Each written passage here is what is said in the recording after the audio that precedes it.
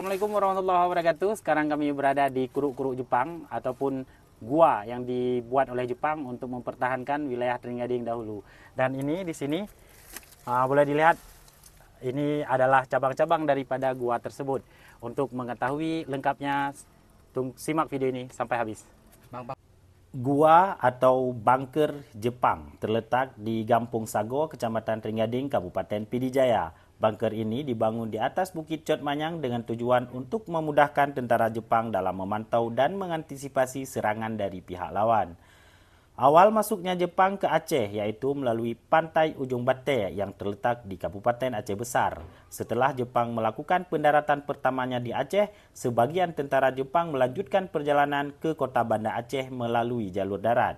Sedangkan sebagian lagi melanjutkan perjalanan ke Kabupaten Pidi pada tanggal 13 Maret 1942.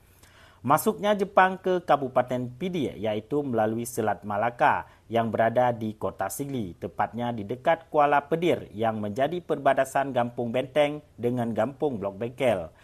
Jepang yang berada di Kabupaten Pidi sejak tanggal 13 Maret 1942 tidak mendapatkan perlawanan dari rakyat Aceh. Hal ini disebabkan oleh sudah adanya hubungan baik antara pasukan Jepang dengan para pengurus pusat di bawah pimpinan Daud Berih yang berada di Belang Pasir. Tahun pertama keberadaan pasukan Jepang di Aceh, khususnya di Pidia dan juga Pidia Jaya, mereka bersikap baik terhadap rakyat ataupun masyarakat pribumi. Hal ini dilakukan tentara Jepang karena ingin menarik perhatian rakyat untuk kepentingannya sendiri. Dalam kurun waktu lebih kurang 9 bulan, mereka memanfaatkan tenaga rakyat untuk membangun infrastruktur militer seperti landasan pacu di Belang Betik, Lembah Selawah, hingga pembangunan benteng-benteng Jepang yang tersebar di seluruh Aceh.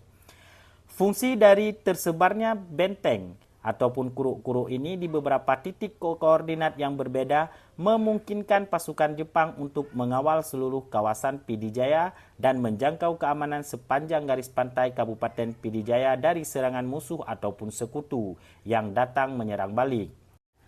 Berbeda dengan benteng pada zaman kerajaan, yang mana benteng di zaman kerajaan berukuran besar dan memiliki banyak lubang intai. Sedangkan benteng Jepang dalam satu kawasan memiliki beberapa benteng berukuran kecil. Bentuk dan ukuran bunker ataupun benteng Jepang di Pidijaya bervariasi. Bunker yang dibangun Jepang di tepi laut memiliki bentuk bundar dan memiliki ketebalan dinding dan atap mencapai 1,5 meter. Selain itu, Jepang juga membangun bunker bawah tanah dengan jalur akses yang menghubungkan ke beberapa titik lokasi lainnya. Perbedaan bentuk ini juga disesuaikan dengan kebutuhan ruang dan topografi bentuk lahan sekitar benteng berdiri. Aksesibilitas, daya jangkau pengawasan, keamanan, kenyamanan, kebutuhan sumber daya, serta sanitasi menjadi bagian penting pula untuk mendesain sebuah benteng. Menurut Haris Sukendar, secara umum, benteng dibagi menjadi dua bagian, yaitu fort dan outwork. Fort terdiri dari pondasi, dinding, dan bastion. Secara khusus, dinding benteng dapat dibagi lagi menjadi bagian, yaitu pintu, rampat, glacis, curtain, parapet, flag, dan celah intai ataupun celah tembak. Sedangkan outwork terdiri dari ravelin, parit keliling, dan turret.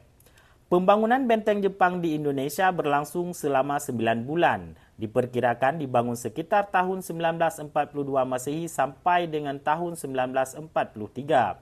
Benteng Jepang yang ada di Gampung Benteng dan yang tersebar di seluruh Pidi dan Pidijaya dibangun oleh pemerintah Jepang dengan menggunakan tenaga rakyat setempat.